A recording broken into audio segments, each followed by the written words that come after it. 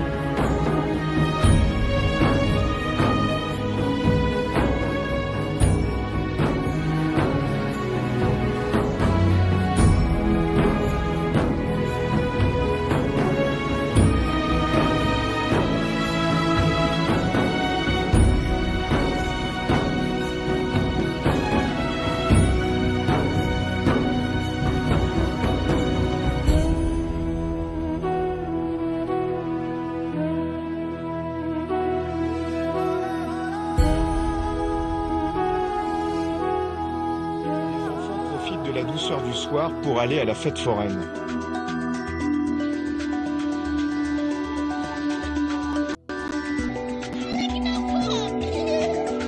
Ils s'amusent de voir des étrangers à Tripoli. Il y a 3 ans, ils avaient entendu parler de Nicolas Sarkozy et de la France. Ils pensaient voir arriver des Occidentaux par milliers. Mais aujourd'hui, il y en a beaucoup moins dans le pays qu'au temps de la dictature de Kadhafi.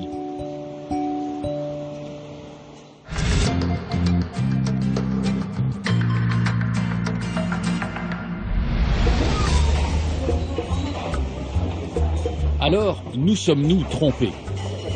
Nous avons choisi d'écouter les arguments de Michel Colomb, un essayiste belge qui travaille sur les questions de désinformation.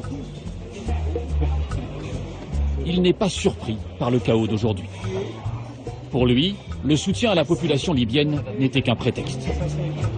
Dans cette affaire libyenne, il y a une version officielle. La coalition internationale est intervenue pour protéger la population de Benghazi qui était agressée par les soldats de Kadhafi. C'est une version que vous contestez? Vous savez, à chaque guerre, il y a le phénomène des armes de destruction massive, c'est-à-dire le prétexte, le média mensonge pour justifier l'entrée en guerre et cacher les véritables buts. Mais où est le mensonge là? Sur la Libye, j'y étais, j'ai mené une enquête et en fait, on a dit, c'est Al Jazeera qui a lancé en premier, Al Jazeera, je rappelle, c'est la télé de l'émir du Qatar, grand amateur de gaz dans le monde, et elle a lancé Kadhafi bombarde des manifestants. Puis après, ils ont aussi lancé Kadhafi fournit des conteneurs de Viagra pour violer en masse la population.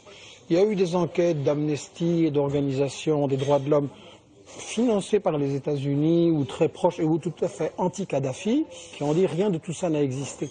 Et donc, il y a eu des enquêtes aussi d'anciens des services secrets français qui disent c'est une affabulation, c'est une invention. Mais toutes les équipes de reportage qui sont allées sur le terrain, qui ont constaté des combats autour par exemple des champs de pétrole de Ras Lanouf, où il y avait bien des combats entre les troupes de Kadhafi. Des combats, c'est pas la même chose que des manifestations pour la démocratie et Kadhafi qui les bombarde. Ça n'a pas existé. Donc vous dites que c'est un prétexte qu'on a utilisé pour... Mais ce qui est intéressant en Libye, c'est le pétrole. Or, Kadhafi avait dit qu'il en avait un peu marre de se faire rouler par les multinationales des États-Unis et de la France, qu'il allait porter sa participation de 30 à 51%, qu'il allait se tourner un peu plus vers la Chine également. Les réserves de gaz de la Libye sont très importantes et ça s'était convoité par le Qatar.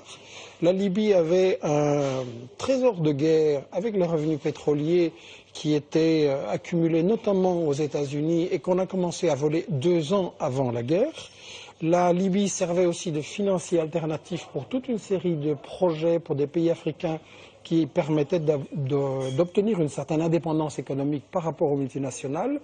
Et enfin, la Libye on a essayé de l'attirer dans le camp des États-Unis et de la France et de Colonel Kadhafi est venu à Paris, oui. Et voilà, à un moment donné, on lui a déroulé le tapis rouge, et à ce moment-là, c'était un grand homme, et il a refusé certaines propositions de Sarkozy, à savoir ce qu'on appelait l'Union pour la Méditerranée, c'est-à-dire une grande alliance avec la France comme pivot stratégique, et au début ils ont discuté, Kadhafi et Sarko, et puis à un moment donné Sarkozy a dit oui mais il faudrait qu'Israël soit aussi dans le coup, et là Kadhafi a bloqué, et il a signé son arrêt de mort. Donc pour toutes ces raisons, Kadhafi était l'homme à abattre bien avant les manifestations. Ça je voudrais insister, les grandes puissances ne se mettent pas tout d'un coup à intervenir et à bombarder en violation des règles de l'ONU d'ailleurs, parce qu'il y a des manifestants qui se font tuer ici ou là. Ce sont des choses décidées depuis longtemps à l'avance, et il faut savoir que tous les services secrets occidentaux étaient en Libye 6 mois avant le déclenchement des manifestations. Mais l'attaque n'a pas eu lieu par surprise. Il y a eu un vote aux Nations Unies, une résolution pour intervenir en Libye.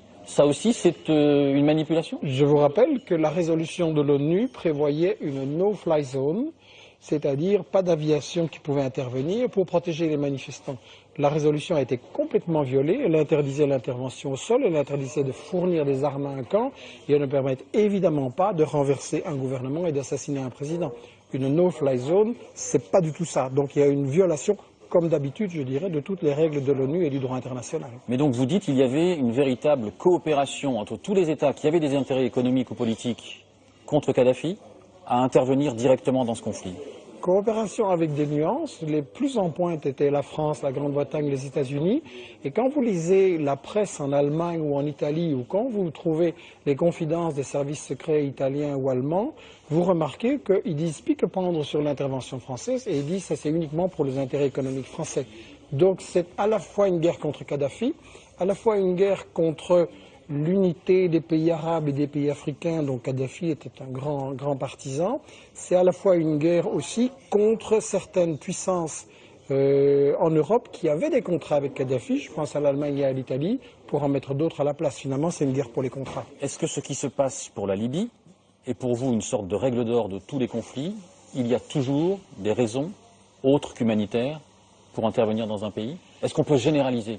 Absolument. Écoutez, quand vous constatez qu'on est intervenu depuis 20 ans, soi-disant pour aider les populations en Irak, en Afghanistan, en Yougoslavie, en Libye, en Syrie, et je pourrais continuer la liste, et que partout, la situation des populations est beaucoup plus grave qu'avant. Je veux dire, c'est une catastrophe dans tous les pays où on est allé, soi-disant apporter le bien-être. On ne peut pas faire mal son travail et avoir pour autant des objectifs nobles, c'est ça que vous nous dites? Si vous croyez que les États-Unis font la guerre, et la France, pour la démocratie, je me demande pourquoi on soutient les pays dictatures dans le monde. Si vous me dites que c'est pour arrêter des terroristes, je me demande pourquoi on les a financés. Si vous me dites que c'est pour empêcher des armes de destruction massive, je voudrais savoir pourquoi les États-Unis et la France les filent à tous leurs petits amis, et pourquoi les États-Unis sont la puissance qui a le plus utilisé les armes nucléaires, biologiques et chimiques. Donc, désolé, on nous cache quelque chose là-dedans, et ce n'est pas une théorie du complot, c'est tout simplement que ces intérêts sont tellement immoraux qu'on est forcément obligé de cacher l'opinion. Écoutez, si le président des États-Unis ou de la France vient au JT à 20h et dit « on va faire la guerre pour le fric, il y a du pétrole, il y a du gaz, il y a des minerais, ça nous intéresse », il n'aura pas de soutien. Donc il est obligé de raconter des histoires pour endormir les gens. Désolé, on nous cache quelque chose là-dedans, et ce n'est pas une théorie du complot, c'est tout simplement que ces intérêts sont tellement immoraux qu'on est forcément obligé de cacher l'opinion. Écoutez, si le président des États-Unis ou de la France vient au JT à 20h et dit « on va faire la guerre pour le fric, il y a du pétrole, il y a du gaz, il y a des minerais, ça nous intéresse », il n'aura pas de soutien. Donc il est obligé de raconter des histoires pour endormir les gens.